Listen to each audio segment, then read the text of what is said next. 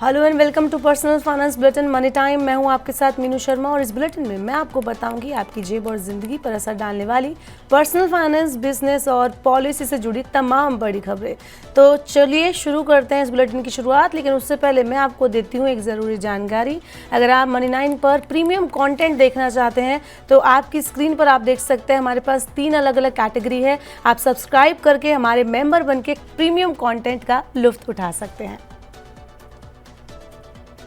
चलिए करते हैं मनी टाइम की शुरुआत और बताते हैं आपको क्या है आज मनी टाइम में बड़ी खबर। अगर आप जियो या एयरटेल के यूज़र हैं तो आने वाले वक्त में आपके मोबाइल रिचार्ज पर थोड़ा ज़्यादा खर्चा हो सकता है, क्योंकि जेफरीज की रिपोर्ट बताती है कि जियो ने पिछले कुछ महीनों में सबसे ज़्यादा एक्टिव यूज़र्स जोड़े हैं, जिससे टेलीकॉम कंपनियों को टैरिफ बढ़ाने का मौका मिल सकता है। जियो ने सिर्फ मई 2025 में 55 लाख एक्टिव यूज़र जोड़े, पिछले 2.5 में से सबसे ज़्यादा मासिक बढ़त हासिल की, और इसी महीने पूरे टेलीकॉम सेक्टर में 73 लाख नए एक्टिव यूजर्स जोड़े हैं। एयरटेल ने 13 लाख यूजर्स जोड़े, जबकि वोडाफोन आइडिया की स्थिति और कमजोर है। जियो का मार्केट शेयर अब 53% तक पहुंच गया है। सबसे ज्यादा ग्रोथ छोटे शहरों ए और बी सर्कल्स में देखी गई, जबकि मेट्रो शहरों में यूजर्स घटे हैं। इसका क्या मतलब है आपके लिए? तो मतलब यह है कि जैसे जैसे जियो और एयरटेल की पकड़ मजबूत हो रही है और कंपटीशन घट रहा है, वैसे वैसे कंपनियों को अपने प्लान्स के रेट बढ़ाने की छूट भी मिल सकती है। यानी कि आने वाले महीनों में मोबाइल डेटा और कॉलिंग आपके लिए महंगी हो सकती है।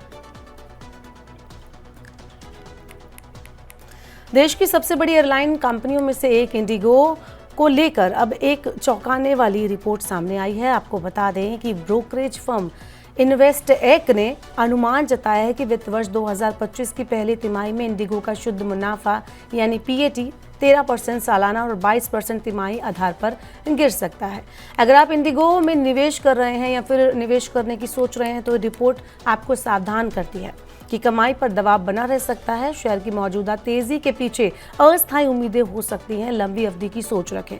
इंडिगो इस वक्त दबाव में है, लेकिन बाजार को भरोसा है कि सिर्फ एक अस्थायी झटका है। यात्रियों को थोड़ी राहत जरूर मिल सकती है, लेकिन निवेशकों को सोच समझकर ही कदम उठाना चाहिए।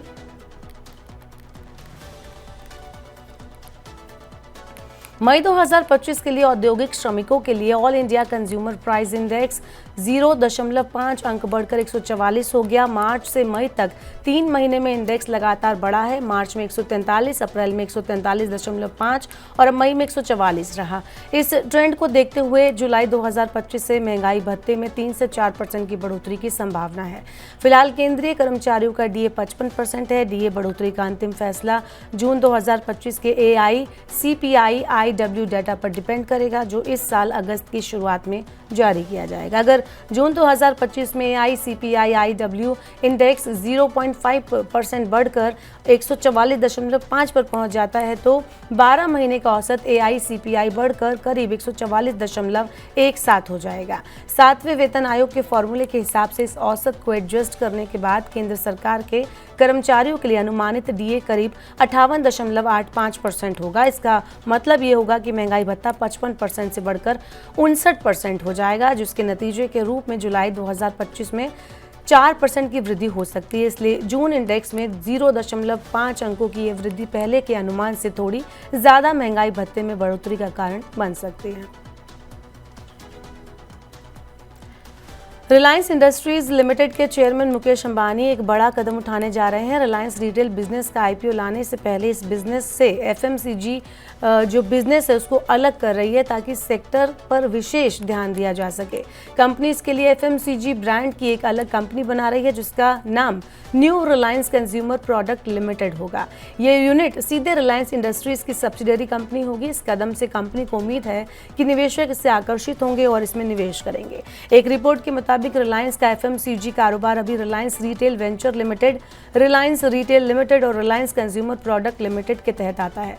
अब इसे एक अलग कंपनी में बदला जाएगा, जो सीधे RIL की सब्सिडरी होगी। इसका मकसद ब्रांड बिल्डिंग, रिसर्च, डिस्ट्रीब्यूशन और मार्केटिंग पर खास ध्यान देना होगा।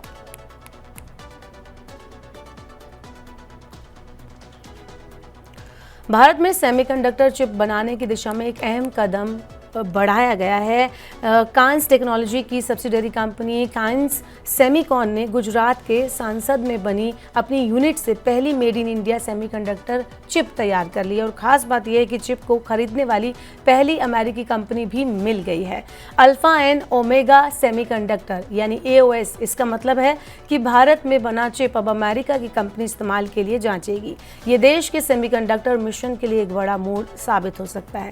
कांस सेमीकॉन की चिप अब अगस्त 2025 में क्वालिफिकेशन टेस्ट के लिए अमेरिका भेजी जाएगी। अगर ये टेस्ट पास हो जाता है तो भारत पहली बार बड़े स्तर पर कमर्शियल चिप प्रोडक्शन की ओर कदम बढ़ा देगा। ये पूरा प्रोसेस चिप प्रोडक्शन के उस हिस्से को दिखाता है जिसे OSAT कहा जाता है, यानी चिप की असेंबलिंग, टेस्टिंग और पैकेजिंग। चलिए बुलेटिन में अब आपको देते हैं शेयर बाजार का हाल। भारतीय बेंचमार्क इक्विटी इंडेक्स गुरुवार 3 जुलाई को तेजी के साथ खुले, लेकिन कारोबार के अंत तक गिरावट के साथ ये बंद हुए। भारतीय इक्विटी इंडेक्स 3 जुलाई को निफ्टी के 25,400 पर पहुंचने के साथ उतार चढ़ाव भरे स्तर में नेगेटिव नोट पर समाप्त हुए। सेंसेक्स 170.22 अंक यानी 0.20% की गिरावट के साथ 83,239.47 पर और निफ्टी 48.10 अंक यानी 0.19% की गिरावट के साथ 25,405.30 पर बंद हुआ। करीब 1,947 शेयरों में तेजी देखी गई, 1,912 शेयरों में गिरावट देखी गई और 154 शेयरों में कोई बदलाव नहीं हुआ। Apollo hospital, hero MotoCorp, doctor Reddy's lab, ONGC, Maruti Suzuki, Nifty top gainers में शामिल रहे, जबकि SBI life insurance, Kotak Mahindra bank, Bajaj finance, JSW steel, Bajaj Finserv में आज गिरावट देखने को मिली। BSE mid cap index flat और स्मॉल कैप इंडेक्स 0.5% बढ़ा। सेंसेक्स में 30 में से 10 शेयर हरी निशान में बंद हुए।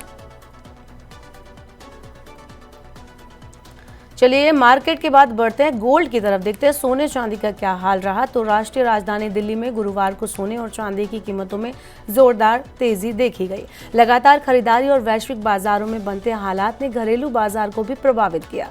खरीदारों की तगड़ी डिमांड के चलते सोने और चांदी दोनों की कीमतों में उछाल दर्ज किया गया। ऑल इंडिया सराफा एसोसिएशन के मुताबिक गुरुवार को 99.9% शुद्धता वाला सोना 450 रुपए की तेजी के साथ 99,620 रुपए प्रति 10 ग्राम पर पहुंच गया। इससे पिछले कारोबारी दिन यानी बुधवार को ये 99,170 रुपए पर बंद हुआ था। वहीं 99.5% शुद्धता वाले सोने की कीमत 400 रुपए बढ़कर 99,000 रुपए प्रति 10 ग्राम सभी टैक्स सहित हो गई, जो बुधवार को 98,600 रुपए थी। केवल सोना ही नहीं बल्कि चांदी में भी तेजी देखी गई, इसमें भी उछाल देखा गया। गुरुवार को चांदी 1,000 रुपए की बढ़त के साथ 1,05,800 रुपए प्रति किलो पर पहुंच गई। इससे पहले दिन ये 1,04,800 रुपए पर बंद हुई थी। RBI ने सभी बैंकों और वित्तीय संस्थानों को निर्देश दिया है कि वो दूरसंचार विभाग द्वारा विकसित financial fraud risk indicator tool का इस्तेमाल करें। ये टूल एक तरफ का अलार्म सिस्टम साबित होगा जो कि संभावित साइबर ठगों की पहचान मोबाइल नंबर के आधार पर पहले से ही कर सकेगा। इसका मकसद किसी भी अनजान ट्रांजैक्शन से पहले ये आकलन करना होगा कि संबंधित मोबाइल नंबर पर धोखाधड़ी का कितना खतरा है। इसमें फ्रॉड को रियल टाइम ट्रैकिंग के लिए इस्तेमाल किया जाएगा। भारत में डिजिटल ट्रांजैक्शन की तेजी और इसके साथ साथ साइबर अपराधों की बढ़ती संख्या ने सरकार और वित्तीय संस्थानों को चेता दिया है, परेशानी में डाल दिया है और अब फ्रॉड रोकने के लिए सिर्फ जागरूकता काफ़ी नहीं है, तकनीकी हथियार भी ज़रूरी है। इस टूल से ये तय करना आसान हो जाएगा कि किसी मोबाइल नंबर से ट्रांजैक्शन को लेकर सतर्क रहना है या नहीं। चलिए बढ़ते हैं ऑटो सेक्टर की तरफ, देखते हैं क्या कुछ खास है यहाँ पर। तो भारत की प्रमुख इलेक्ट्रिक स्कूटर निर्माता कंपनी एथर एनर्जी ने आज अपने लोकप्रिय मॉडल रित्जा के S वेरिएंट में 3.7 के WH की बैटरी वाला नया ऑप्शन पेश किया है। इसकी एक शोरूम कीमत दिल्ली में 1,37,047 रुपये रखी गई है। इस नए वेरिएंट की IDC सर्टिफाइड रेंज 159 किलोमीटर है, जो शहरी और हाईवे यात्राओं के लिए एक बेटर ऑप्शन आपको देता है। एथररिट्जा जो पहले से ही कंपनी की कुल बिक्री का 60% से ज़्यादा हिस्सा रखता है, अब S और Z दोनों ट्रिम्स में 2.9 kWh और 3.7 kWh की दो बैटरी ऑप्शंस के साथ आपके लिए अवेलेबल है। पहले S ट्रिम के केवल 2.9 kWh बैटरी 123 किलोमीटर रेंज का ऑप्शन आपको दिया गया था, जबकि Z ट्रिम में दोनों बैटरी ऑप्शन मौजूद थे। इस अपडेट के बाद अब ग्राहक दोनों वेरिएंट में बड़ी बैटरी चुन सकते हैं। बड़े 3.7 kWh बैटरी के पैक के साथ इलेक्ट्रिक स्कूटर 160 किलोमीटर की लगभग IDC तक की रेंज आपको दे पाएगा। तो फिलहाल के लिए मनी टाइम में आज के लिए इतना ही। वक्त हो गया आपसे विदा लेने का। अब आपसे होगी कल मुलाकात। पर्सनल फाइनेंस से जुड़ी खबरों को पढ़ने, सुनने, उनसे जुड़े खास कार्यक्रमों को देखने के लिए आप मनी 9 के यूट्यूब चैनल को जरूर सब्सक्राइब कर लें। साथ ही आज का हमारा मनी टाइम आपको कैसा लगा, नीचे कमेंट बॉक्स में अपना फीडबैक हमें देना ना भूलें।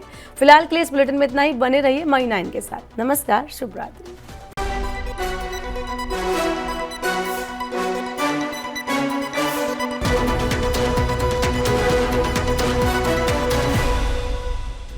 मनी 9 लाया है मेंबरशिप प्रोग्राम मनी 9 प्राइम। अब आपके दिमाग में कई सारे सवाल होंगे, मसलन आखिर क्या है ये मनी 9 प्राइम, आपके लिए यानी दर्शकों के लिए इसके क्या फायदे हैं, और एक बड़ा सवाल ये कि मनी 9 प्राइम से आखिर जुड़ना कैसे है। तो इसकी पूरी जानकारी हम आपको देने जा रहे हैं। मनी 9 प्राइम में 3 प्लान होंगे, इकोनॉमी, स्टैंडर्ड और VIP। तो फटाफट ज्वाइन कीजिए YouTube पर मनी 9 प्राइम। ज्वाइन करने के लिए मनी 9 के YouTube पेज पर जाइए। होम पेज पर मिलेगा ज्वाइन बटन, इसे क्लिक करें, अपनी पसंद का प्लान चुनें और बस हो गया, अब आप रहेंगे सबसे आगे।